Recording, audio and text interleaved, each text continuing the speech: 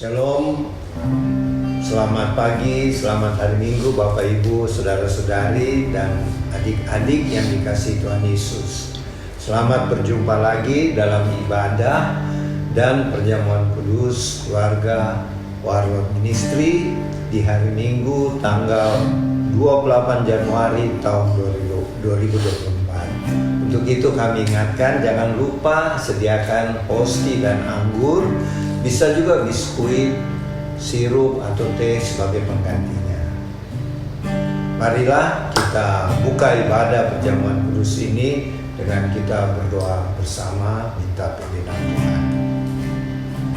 Ya Bapa kami yang ada di dalam sorga, di pagi menjelang siang hari ini kami bersyukur kepadamu Bapa Sorgawi buat kasih setia Tuhan, kemurahan Tuhan, sehingga kami dianugerahkan untuk melaksanakan ibadah perjamuan kudus keluarga Warlord Ministry pada hari ini.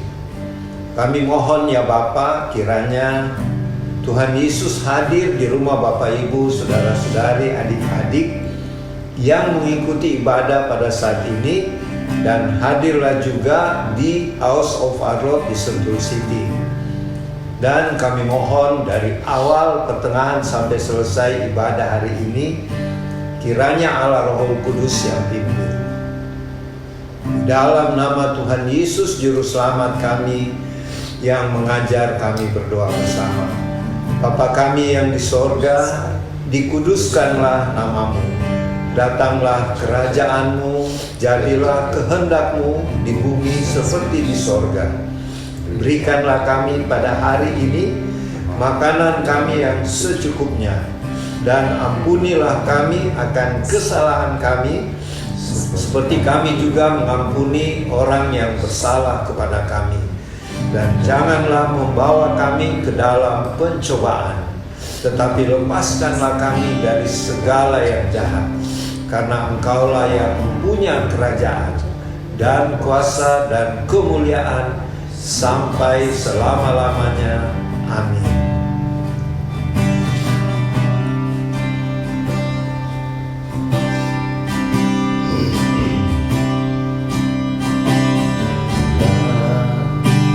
Kubuka mataku dan lihat wajah-Mu,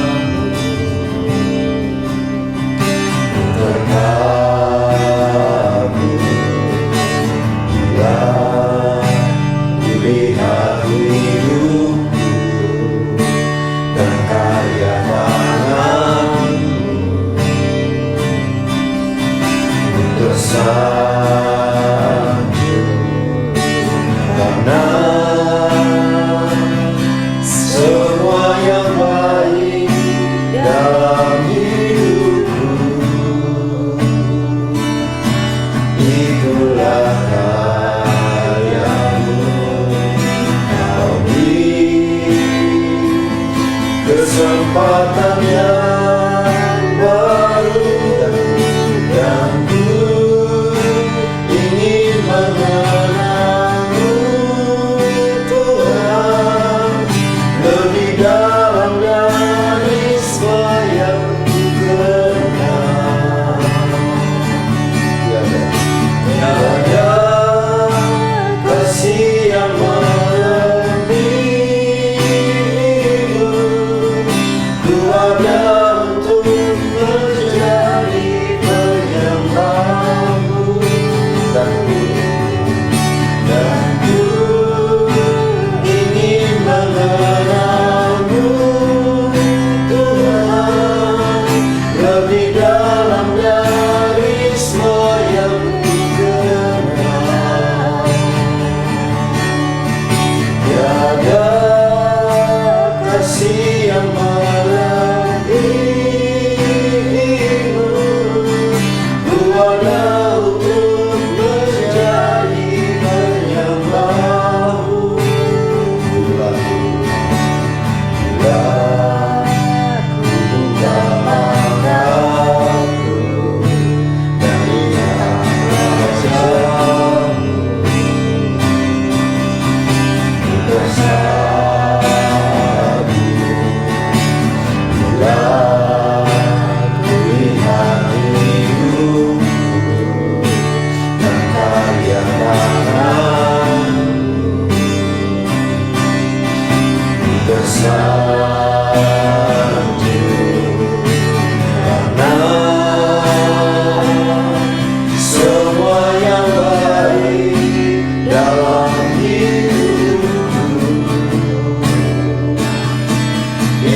itulah karya-Mu.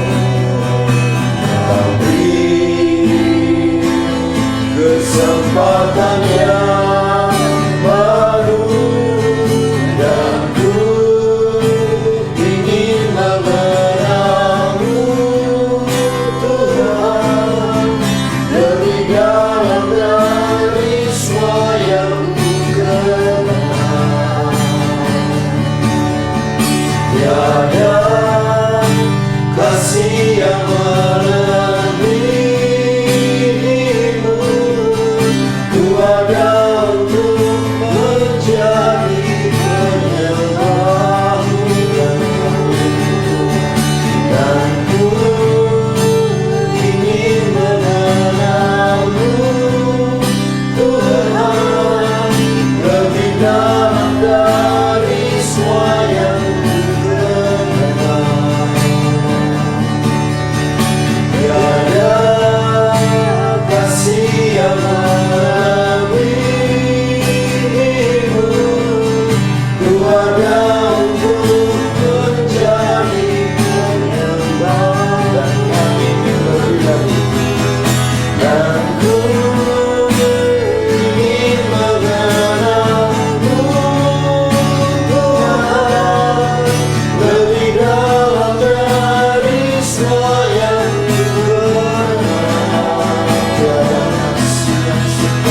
Tiada kasih yang melebihi-Mu, ku ada untuk menjadi penyembah, dan ku ingin mengenal-Mu, Tuhan, lebih dalam dari semua yang ku kenal.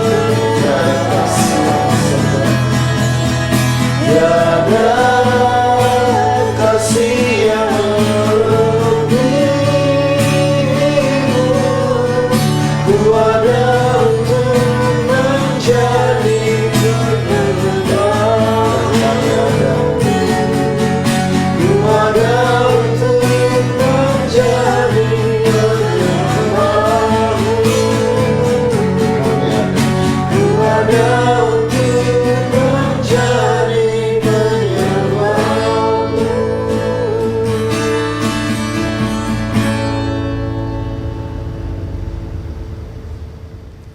Bapak Ibu, saudara-saudari dan adik-adik yang dikasihi Tuhan Yesus, kini saatnya kita masuk dalam pemberitaan firman. Untuk itu sediakanlah pembacaan dari Perjanjian Lama dari kitab Keluaran pasal 19. Kita baca mulai dari ayat 1 sampai 13. Kitab Keluaran pasal 19, kita baca dari ayat 1 sampai ayat 13. Sebelumnya, mari kita berdoa minta pimpinan Allah Roh Kudus. Kita berdoa. Bapa Sorgawi, kini saatnya Bapa kami akan memberitakan firman-Mu. Firman-Mu yang menjadi pedoman, kekuatan, bahkan jadi berkat bagi kami. Untuk itu Tuhan, berkatilah dan urapilah baik hamba-Mu yang akan menyampaikan firman-Mu maupun kami semuanya yang mendengarkan, supaya firman-Mu tidak lalu sia-sia, tapi menjadi kekuatan, pedoman bagi jalan hidup kami. Berfirmanlah ya Tuhan, kami siap mendengarkan dan melakukan firman-Mu. Dalam nama Tuhan Yesus Juru Selamat kami. Amin.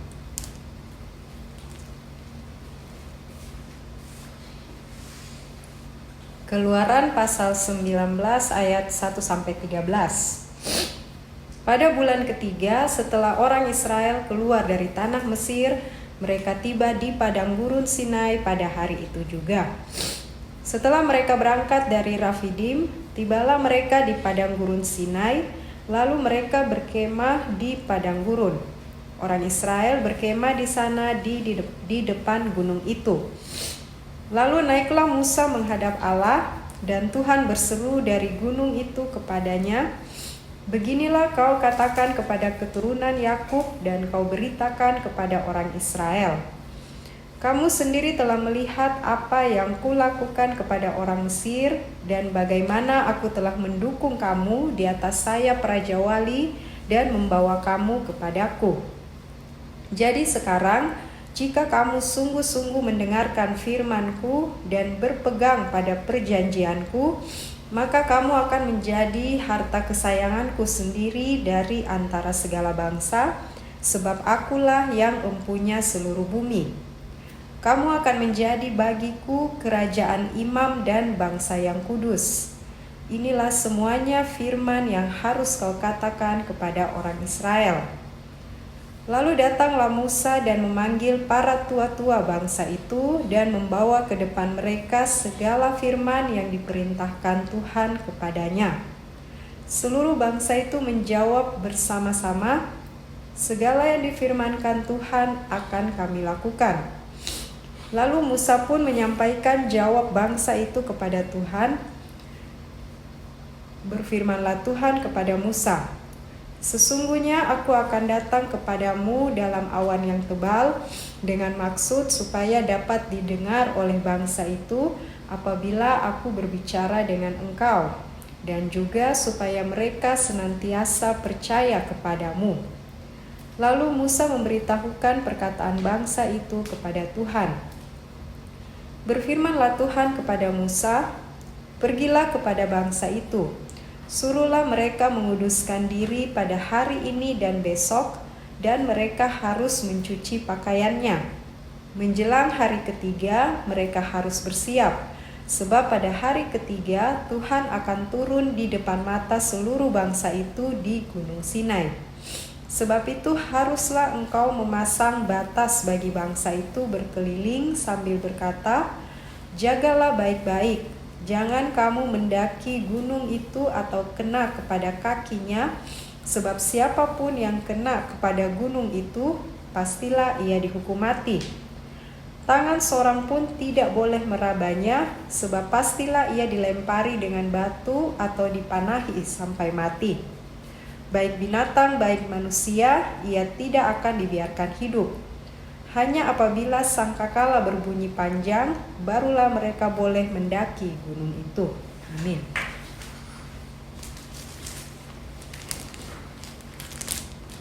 Bapak, Ibu, saudara-saudari, adik-adik yang dikasih Tuhan, kalau kita lihat di kitab Keluaran pasal 3, pada waktu pertama Tuhan memanggil Musa untuk pergi membebaskan bangsa Israel yang pada waktu itu ada di Goshen, ya, di tanah perbudakan di Mesir.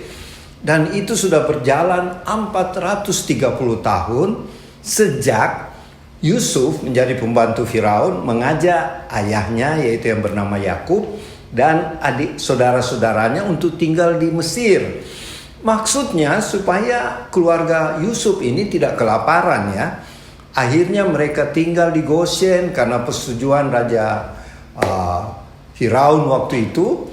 Dan kemudian dengan berjalannya waktu, Yusuf akhirnya meninggal pada umur 110 tahun. Jadi cukup tua Yusuf, ya. Kemudian dia dibalsem, dimumi, dan dimasukkan ke dalam peti jenazah, ya. Dan kemudian beberapa tahun kemudian terjadi pergantian Firaun yang dipimpin oleh Raja Tutmosis pertama. Raja Tutmosis pertama ini adalah Firaun yang asli bangsa Mesir. Sedangkan Firaun-Firaun sebelumnya adalah bangsa-bangsa lain yang menduduki Mesir, ya. Jadi bukan asli orang Mesir. Nanti sejak Tutmosis pertama, raja atau Firaun Mesir, maka betul-betul bangsa Mesir diperintah oleh orang Mesir sendiri. Dan inilah kejadian, Firaun inilah yang melarang orang-orang Israel punya anak laki-laki. Jadi kalau kita kembali ceritanya, waktu itu bangsa Israel tinggal di Goshen, ya. Bukan sebagai bangsa lagi yang enak-enak, tapi dijadikan budak. Dan pada waktu itu sampai di Tutmosis ketiga, jadi ada Tutmosis 1, 2, dan ketiga, Disitulah dia membangun satu piramida yang besar, dan dia menyuruh orang Israel membangun piramida besar itu. Dan pada waktu itulah zaman Musa, ya. Jadi waktu Musa masih kecil, baru lahir karena takut dibunuh oleh orang Mesir, mamanya yang bernama Yokebed menyembunyikan anaknya yang bernama Musa ini, karena ayah dan ibunya Musa, ayahnya Musa yaitu Aram, ya. Aram dan Yokebed melihat, wah, anak ini manis. Jadi Musa waktu baik kelihatannya manis wajahnya, ya. Tapi kalau dalam bahasa aslinya, Tuhan menyayangi anak ini. Tuhan mau pakai anak ini nanti satu saat. Itu perkataan manis, ya. Jadi Yokebed menyembunyikan selama 3 bulan supaya bayi Musa ini tidak dibunuh oleh tentara-tentara Mesir. Karena perintah dari Tutmosis, Firaun waktu itu, bunuh semua anak laki-laki bayi yang baru lahir. Kenapa? Karena bangsa Israel sudah tambah banyak, ya. Akhirnya dia mau lebih banyak dari orang Mesir sendiri. Karena itu Firaun ketakutan nanti ini bangsa Yahudi yang sebenarnya datang menumpang di Goshen bisa memerintah di Mesir. Oleh sebab itu mereka dijadikan budak. Dan oleh sebab itu orang-orang Israel menjerit-jerit berseru-seru kepada Tuhan. Dan 430 tahun kemudian Tuhan mendengar doa mereka. Jadi cukup lama, ya. Dan pada waktu itu Musa karena dikejar-kejar oleh Raja Firaun Tutmosis III, karena dia membunuh seorang seorang petinggi Mesir sebagai pengawas budak-budak. Musa bunuh karena si pengawas Mesir itu memukul orang Yahudi. Musa tahu dia sebenarnya orang Yahudi, ya, tapi dia diangkat raja oleh ratu dari Mesir, ya, sehingga dia jadi pangeran Mesir, ya, the Prince of Egypt. Tapi waktu peristiwa itu akhirnya Musa memukul mandor, ya, mandor Mesir itu, dan orang-orang Israel lihat bahwa dia yang membunuh, ya. Jadi sebenarnya orang Israel harus berterima kasih, tetapi ketika satu saat ada 2 orang Israel bertengkar, budak, ya, datang Musa untuk memisahkan. Si orang Israel bilang, kamu juga mau pukul aku seperti itu orang Mesir? Musa kaget. Akhirnya Musa takut nanti ketahuan sampai Firaun, dia melarikan diri. Dan dia melarikan diri ke Midian. Dan selama 40 tahun. Jadi pada waktu dia melarikan diri dari Mesir umurnya 40. Dan selama 40 tahun Musa dipersiapkan oleh Tuhan di taman di padang gurun Midian. Dia bekerja sebagai sebagai penjaga domba dari mertuanya yang bernama Yitro, ya. Dan istrinya bernama Sipora. Dan dia punya 2 anak laki-laki, Gersom dan Eliezer. Jadi Musa punya anak Gersom dan Eliezer. Istrinya bernama Sipora dan mertuanya namanya Yitro, orang Midian, ya. Jadi bukan orang Yahudi. Dan kemudian kita tahu Tuhan panggil dia. Waktu dia sedang menggembalakan domba, Musa, ya, dia melihat ada semak belukar terbakar. Tapi anehnya api yang membakar semak belukar itu tidak menghanguskan ranting-ranting itu. Jadi itu satu peristiwa ajaib. Ternyata ada suara dari semak yang terbakar itu, tapi tidak hangus, ya. Musa, tanggalkan kasutmu, sepatumu, karena ini tempat yang suci. Dan itu adalah Tuhan yang berbicara kepada Musa. Dan kemudian Musa diutus oleh Tuhan untuk pergi membebaskan bangsa Israel. Dan sebagai tanda Tuhan berkata, satu waktu kamu membebaskan orang Israel dari Mesir, mereka akan beribadah di tempat kau ketemu aku. Maksudnya tempat di mana Musa melihat semak terbakar itu. Itu peristiwanya terjadi di Gunung Sinai. Jadi pembacaan kita tadi adalah pemenuhan janji Tuhan ketika Musa sudah berhasil membebaskan bangsa Israel dari Mesir setelah mengalami 10 tulah dulu bangsa Mesir, dan bangsa Israel menyeberangi Laut Teberau atau Laut Merah sekarang ya, Red Sea. Dengan peristiwa ajaib, Musa menghukum Raja Firaun dengan tentara-tentaranya tenggelam di Laut Teberau, tetapi bangsa Israel selamat ke seberang. Dan setelah seberang Laut Teberau, di situ lagi mereka mengeluh karena ketika mereka mau minum air karena haus ya, airnya terasa pahit. Makanya tempat itu disebut Mara. Mara itu artinya pahit ya. Kemudian Tuhan perintahkan Musa buang sepotong kayu, dan ketika Musa membuang sepotong kayu, air yang pahit itu menjadi manis sehingga bisa diminum.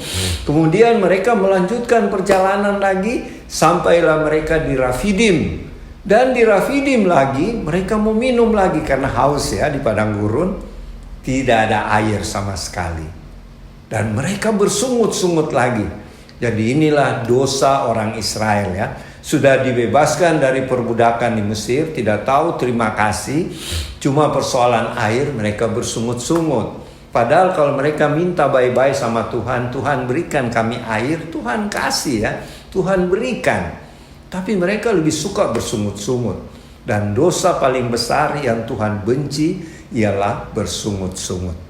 Jadi Bapak Ibu Saudara-saudari, adik-adik, apapun masalah yang kita hadapi, sekalipun berat kayak apa, janganlah kita mengeluh, mengomel atau bersungut-sungut. Sebab ingat, karena bangsa Israel bersungut-sungut, Tuhan membunuh mereka, Tuhan menghukum mereka ya.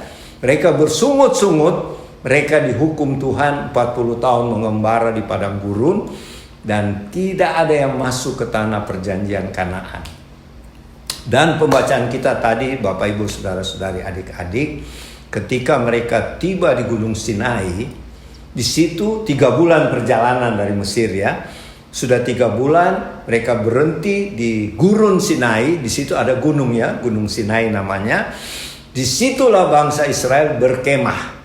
Dan mereka berkemah selama 1 tahun. Jadi di Gunung Sinai ini, di lerengnya itu bangsa Israel berkemah selama 1 tahun. Dan ketika mereka berkemah di situ, Tuhan berseru kepada Musa. Jadi bukan cuma berfirman ya, berseru artinya mengucapkan dengan keras. Musa, kasih tahu bangsa Israel, ingatkan mereka bahwa akulah yang membebaskan mereka dari tanah perbudakan di Mesir. Dan aku mendukung mereka seperti seekor burung Raja Wali pada anaknya di sayapku. Jadi Tuhan mau suruh Musa ingatkan, hai orang Israel, kamu sekarang yang lagi berkemah di Gunung Sinai ini, ingatlah bahwa kamu dibebaskan dari perbudakan oleh aku Tuhanmu. Dan sekarang aku menjagamu, aku mendukungmu seperti seekor Raja Wali mendukung anaknya di sayapnya ya. Itu Tuhan janji di ayat 4 tadi. Kemudian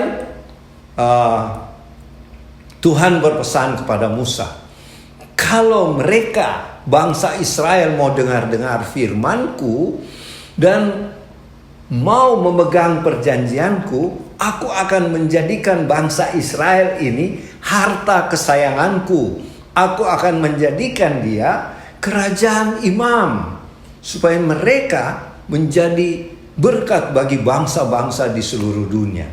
Hebat ya, rencana Tuhan begitu hebat buat bangsa Israel.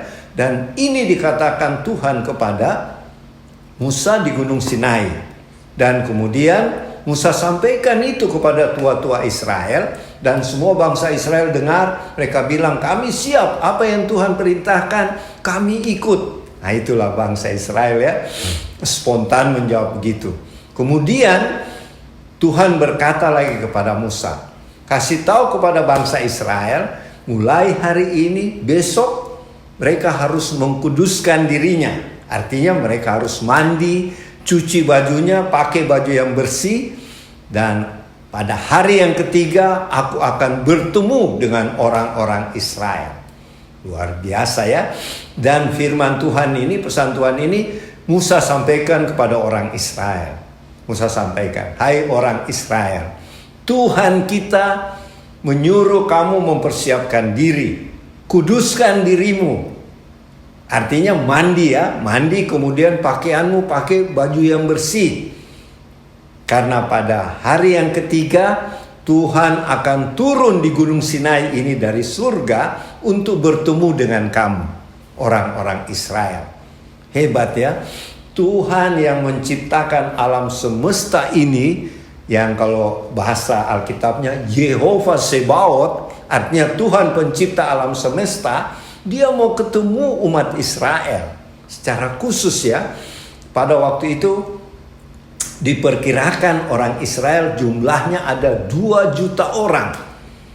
Jadi kalau gereja itu satu gereja yang besar ya, jemaat yang besar, dan Tuhan datang mau bertemu dengan orang Israel di Gunung Sinai. Makanya Tuhan bilang, persiapkan dirimu, kuduskan dirimu, pakai pakaian yang bersih. Dan betul, setelah mereka siap-siap 1-2 hari mereka mengkuduskan diri, pada hari yang ketiga Tuhan turun di puncak Gunung Sinai. Apa yang terjadi? Di situ terlihat kedengaran bunyi guruh yang keras, dan kemudian ada kilat, ada api turun, dan kemudian awan yang tebal. Dan di tengah awan yang tebal itu ada Tuhan Allah Bapa yang kita sembah turun menjumpai bangsa pilihannya, bangsa Israel. Ya. Dan terjadi juga gempa bumi yang dahsyat. Dan kemudian bunyi sangkakala, trompet ya. Itu pasti ditiup oleh malaikat-malaikat di surga ya. Sehingga Bapak Ibu, saudara-saudari, adik-adik, kesimpulannya ketika Tuhan Allah Bapa yang kita sembah menyatakan dirinya, wah luar biasa ya. Bumi waktu itu bergoncang ya, gempa bumi. Karena kekudusan Tuhan, kemahadahsyatan Tuhan. Dan dia turun seperti api, sehingga dia harus bungkus dirinya dengan awan yang tebal.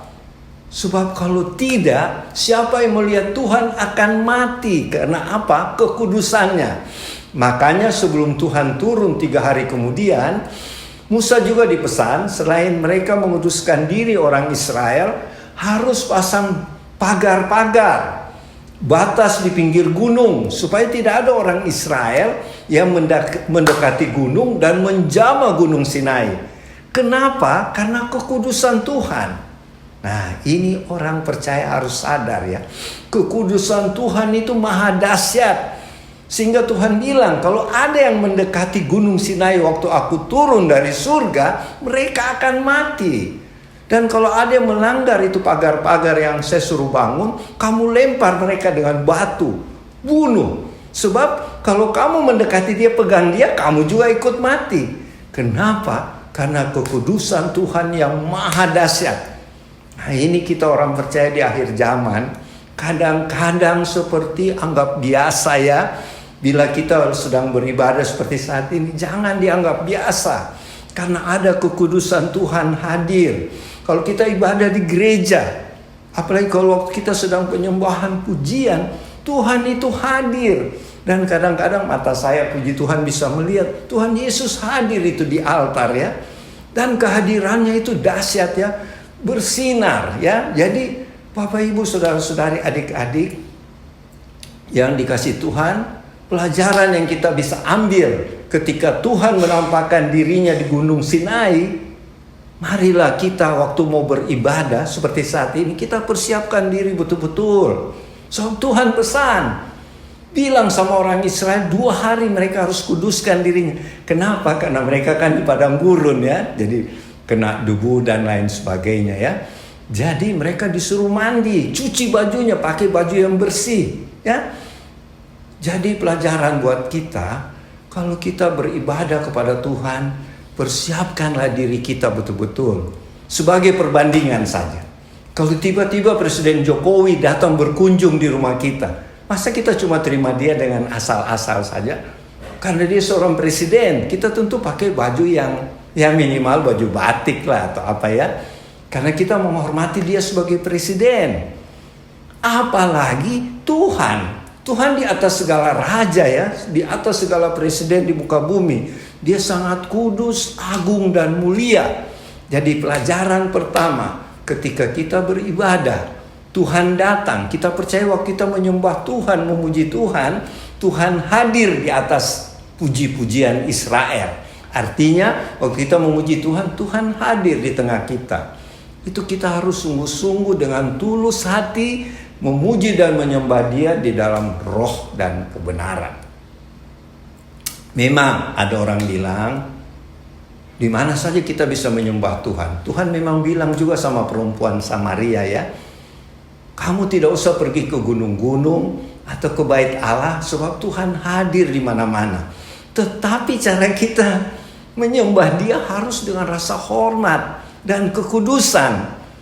Takut akan Tuhan. Buktinya Tuhan peringatkan. Tuhan tidak berubah ya. Dari dulu sekarang sampai selama-lamanya Tuhan tidak berubah. Tuhan bilang, siapa yang jamah gunung Sinai itu waktu aku turun dari sorga, dia akan mati. Dan kamu harus rajam dia dengan batu. Wah, luar biasa ya. Kalau kita tidak mengerti, kita bilang, kok Tuhan kejam begitu? Tidak. Justru Dia mencegah supaya kita tidak mati. Karena Tuhan begitu kudus dan mulia ya. Contoh, waktu Nabi Daniel melihat Tuhan, dia rubuh. Dia tidak bisa berdaya. Yohanes, murid kesayangan Tuhan. Kalau kita lihat di kitab Wahyu, dia tersungkur melihat Tuhan Yesus yang sebenarnya ya. Yang sekarang ada di surga. Dia tersungkur dan dia seperti orang mati juga.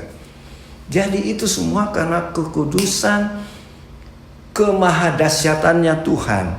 Jadi marilah mulai hari ini kita mau sungguh-sungguh menyembah Tuhan dengan hati yang tulus, dengan kerendahan hati, sebab Tuhan melihat hati kita ya.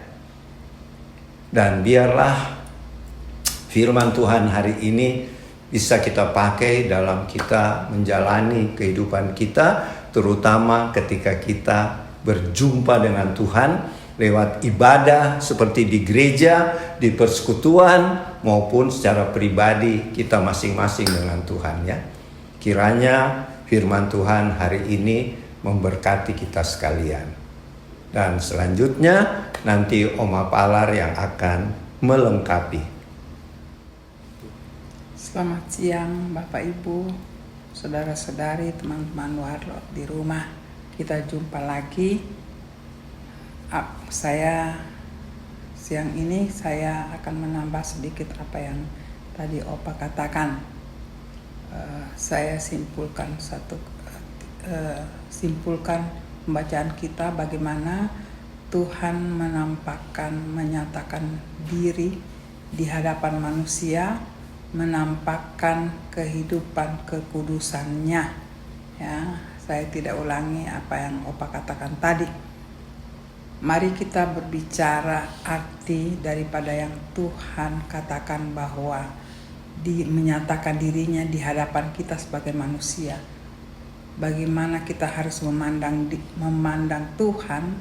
Tuhan lebih dulu menyatakan dirinya kepada kita. Itulah Tuhan kita.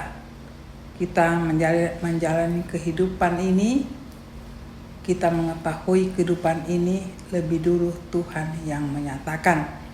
Tuhan menyatakan dirinya karena Dia yang menciptakan kita. Di sini Dia menyatakan kekudusannya, kesuciannya.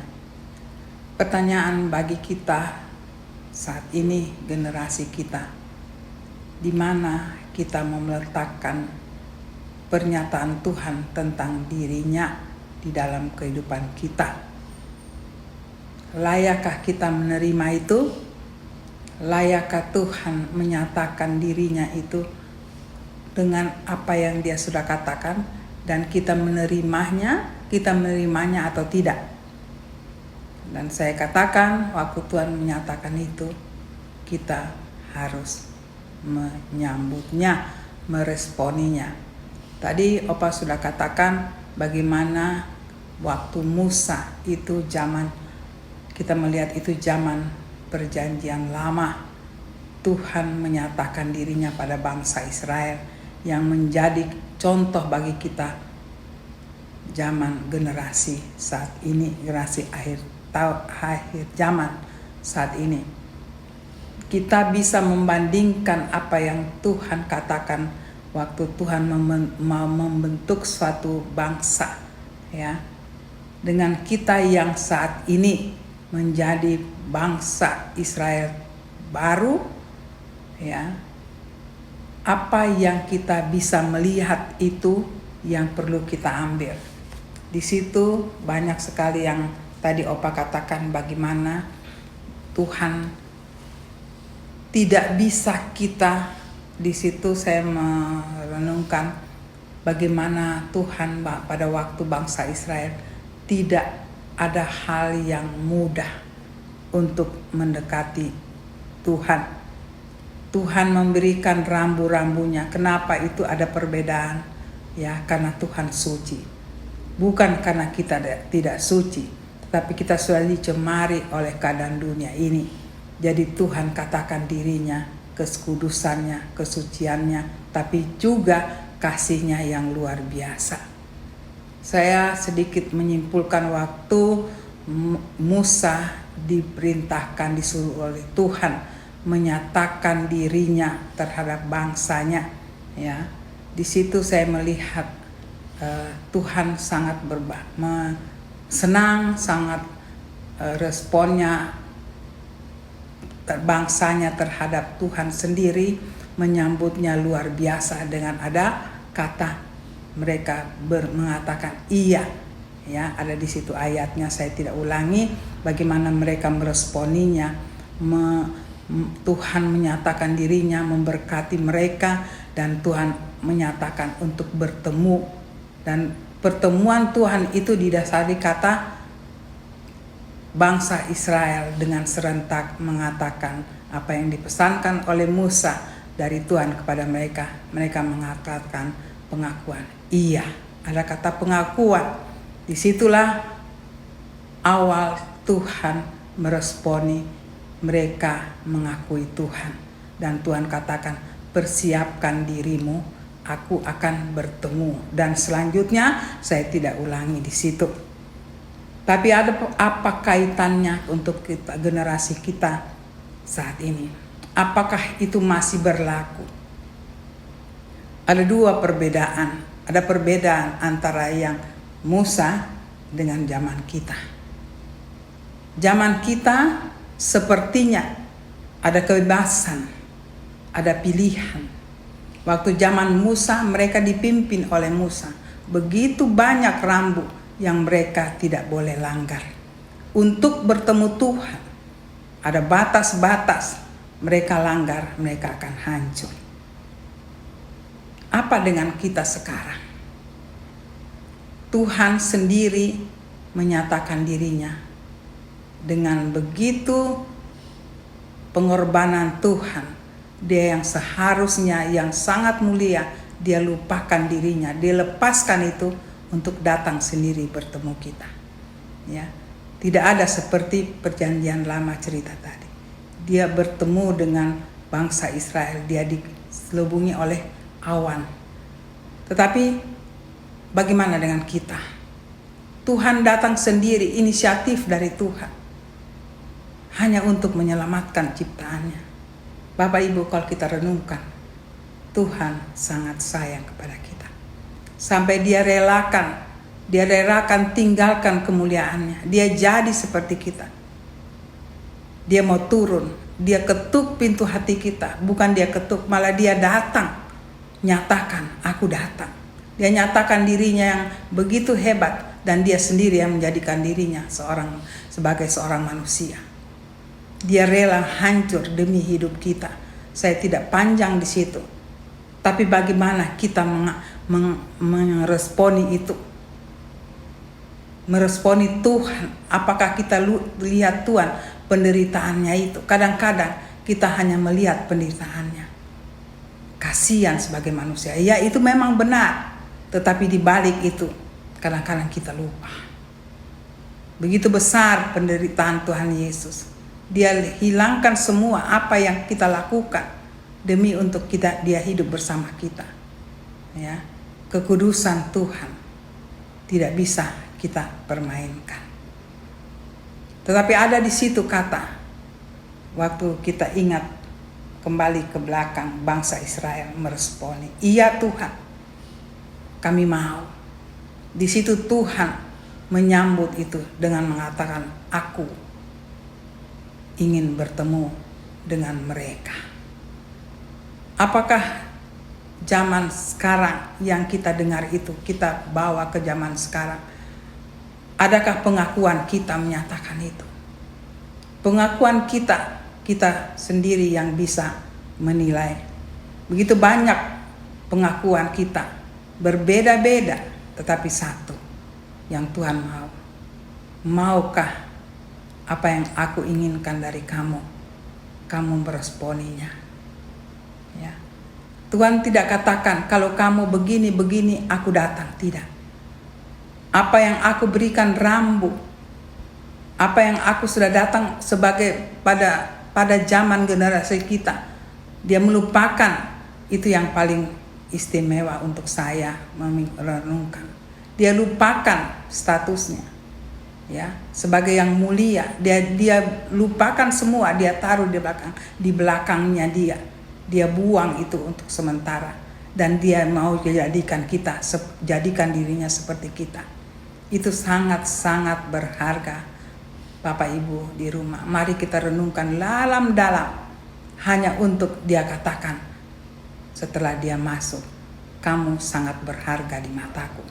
Dia rela, dia tidak mau ciptaannya itu diambil oleh roh iblis, yaitu yang dipimpin oleh Lucifer. Kita sudah tahu ceritanya, saya tidak ulang. Tapi mari kita renungkan hidup kita. Sambutlah kekudusan yang Tuhan berikan. Apa yang kita alami di dalam generasi kita, saya katakan, kalau saya mau jabarkan itu panjang. Karena itu pelayanan kami. Pelayanan kami mau melihat setiap anak-anak Tuhan, setiap ciptaan Tuhan, ya, tidak khususnya anak Tuhan, tapi setiap ciptaannya, yaitu manusia. Dia mau lihat, kita melihat dia di dalam kekudusan. Kadang-kadang kita manusia, apalagi anak Tuhan, merasa tidak layak untuk bertemu Tuhan. Tuhan tidak memilih, tapi Tuhan memberikan segala jaminan, ya, seperti bangsa Israel. Kalau kamu dengan aku, banyak hal-hal di situ, satu persatu kita bisa renungkan. Tetapi menghadap aku, tetap di dalam kekudusan. Kita tidak bisa menguduskan diri kita kalau kita merenungkan itu. Kita mau, tapi kadang-kadang, dan bukan kadang-kadang, dan itu selalu tidak mampu. Tapi yang Tuhan ingin, mampukah kamu? Tuhan hanya ingin kata yang keluar kepada kita. Maukah kamu mengikut aku? Satu kata itu saja yang Tuhan ingin. Waktu kita mau responi dan kita mengerti ini, pengertian dulu, ya, Tuhan pasti memberikan pengertian dan kita meresponinya. Di situ kuncinya. Waktu kita mau, Tuhan akan membuat kita kudus, suci, ya. Di situ banyak hal yang Tuhan berbicara.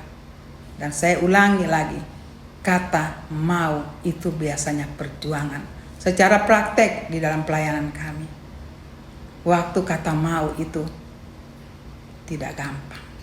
Kadang-kadang manusia dikatakan mau, tapi waktu kita katakan mau, kita diikuti. Saya nggak bisa.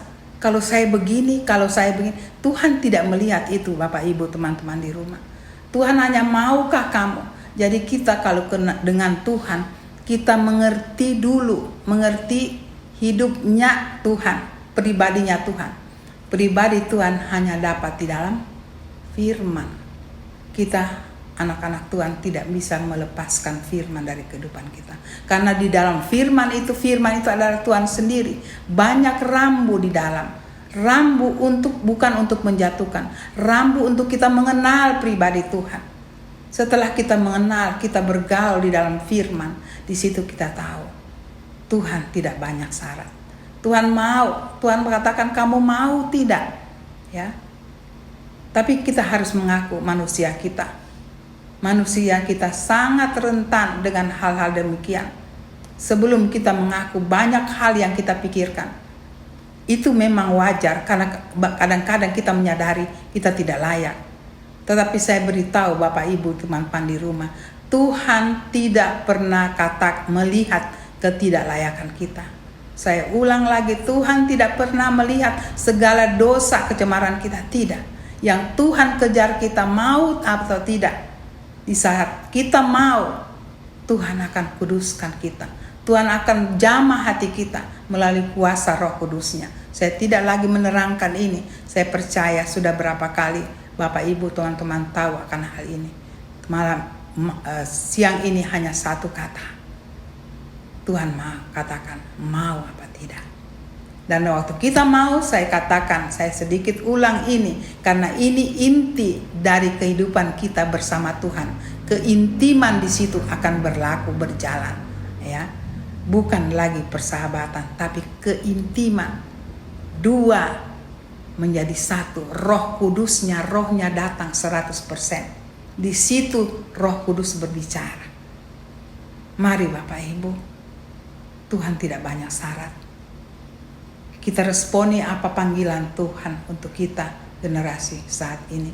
Generasi kita adalah generasi yang terakhir. Banyak tugas yang kita harus berikan apa yang Tuhan tugaskan pada kita untuk kita benahi, kita kerjakan. Itu akan sempurna kalau kita benar-benar dengan Roh Kudus. Hiduplah dengan keintiman dengan Roh Kudus, dengan dibungkus oleh kuasa darah Tuhan Yesus. Itulah syarat-syarat untuk kita dengan Tuhan di dalam kekudusan. Dan Tuhan akan memberikan kekudusan, kesucian. Ada kata Tuhan dalam firman, barang siapa yang suci hatinya, kudus hatinya, bisa memandang aku. Itu tidak ada di firman perjanjian lama Bapak Ibu. Kita adalah zaman kemurahan. Kita bisa lihat Tuhan. Kita bisa mampu untuk mendengar suaranya. Ya. Banyak orang mengatakan aku tidak mampu.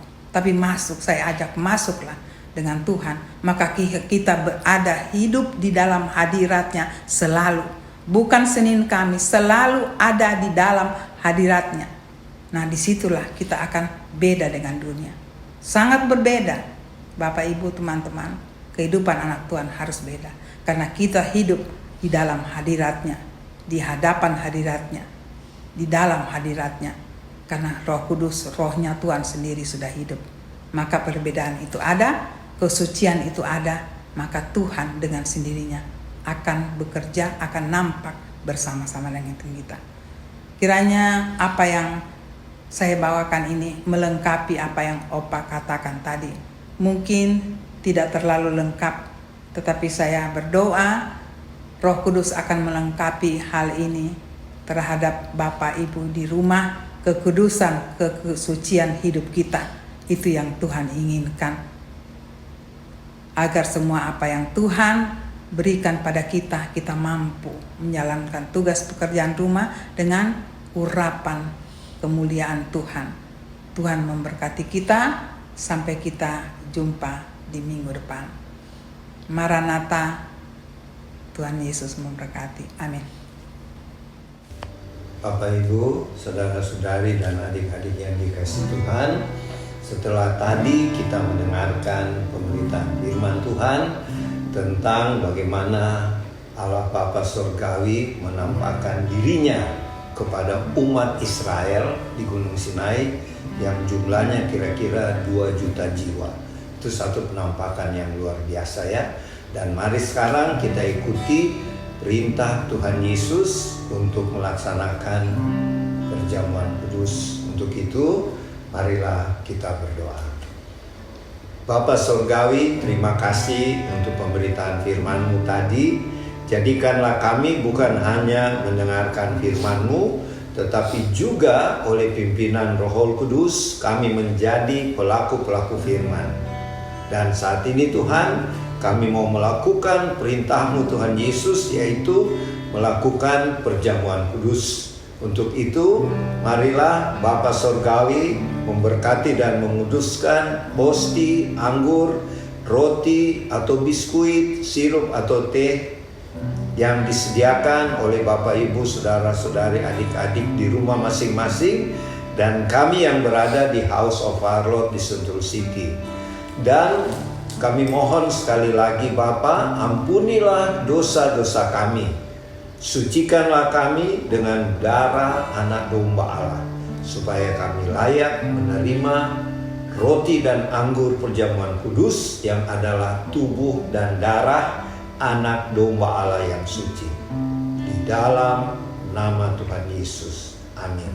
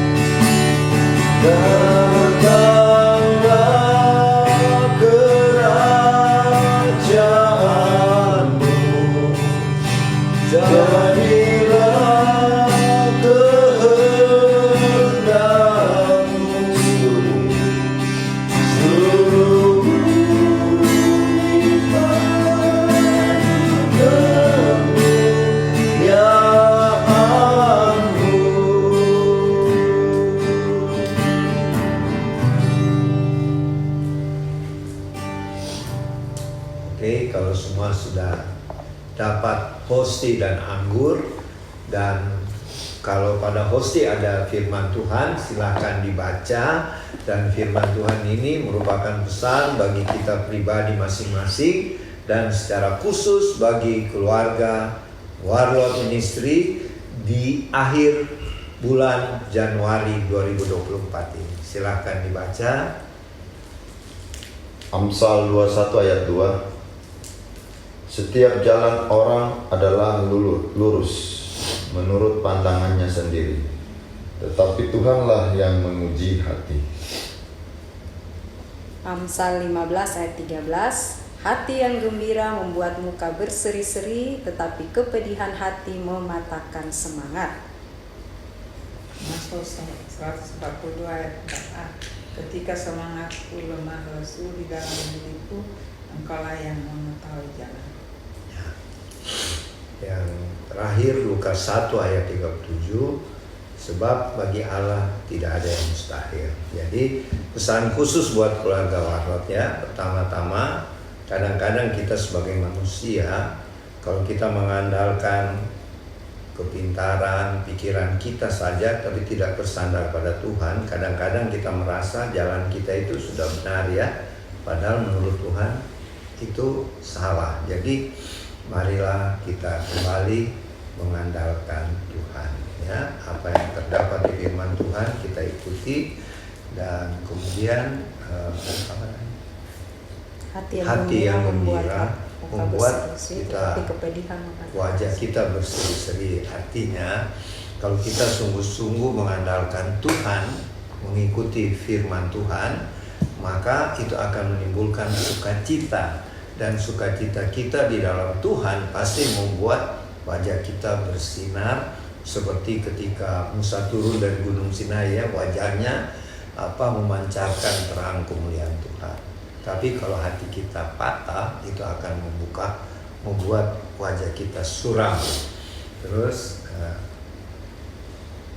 Ketika semangat jadi kalau kita tidak mengandalkan Tuhan, kita pakai kekuatan sendiri, satu saat tenaga kita melemah, sehingga semangat kita juga melemah.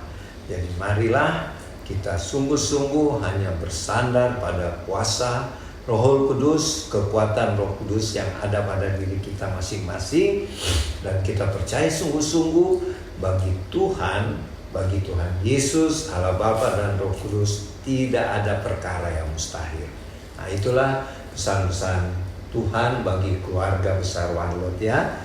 Dan marilah kita melakukan perjamuan kudus. Firman Tuhan berkata di Lukas pasal 22 ayat 19 dan 20, bunyinya demikian. Lalu Tuhan Yesus mengambil roti, mengucap syukur, Tuhan memecah-mecahkannya dan memberikannya kepada murid-muridnya. Kata Tuhan Yesus, inilah tubuhku yang diserahkan bagi kamu. Berbuatlah ini menjadi peringatan akan aku. Mari kita ucapkan dengan iman. Terima kasih Tuhan Yesus buat pengorbananmu sebagai anak domba Allah di atas kayu salib di Bukit Golgota, yang sudah menganugerahkan kepada kami dan keluarga keselamatan, hidup yang kekal, dan hidup yang berkelimpahan. Kami percaya dan kami terima dengan iman roti perjamuan kudus ini. Di dalam nama Tuhan Yesus, silakan makan.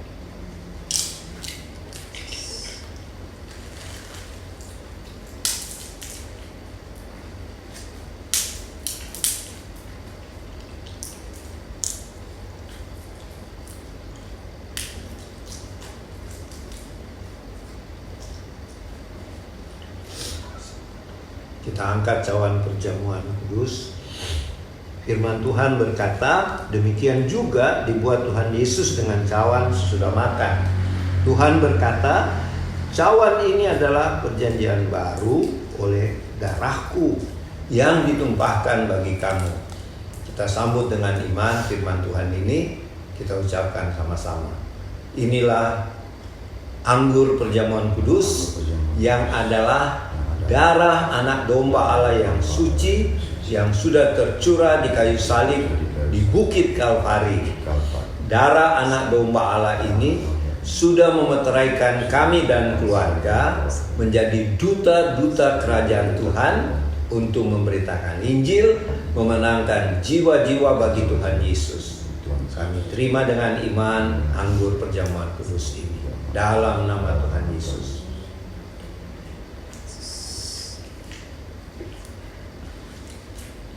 Marilah kita memuji Tuhan sebagai tanda syukur kita.